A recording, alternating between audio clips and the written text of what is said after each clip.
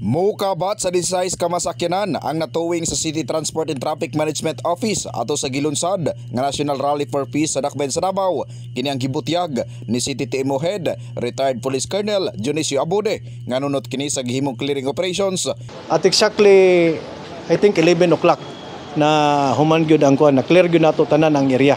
16 lang ang atong natuwing sa maong clearing operation in preparation atong activity. Dugang pa ni Abude nga nahimong hapsay ug malinawon ang maong kalihukan sa INC din wala natalang disgrasya dol sa area sa event. Mo to akong ginakanon gibalik-balik kay kung naay mahitabo nga bangga diri sa o madautan lang diri sa area is medyo naagitay problema sa traffic.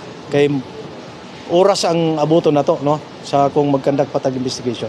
Dakong tabang sumala pa ang information drive pinagi sa paghatag og mga flyers sa mga dagkong establishmento ug masakyanan nga mosulod sa syudad.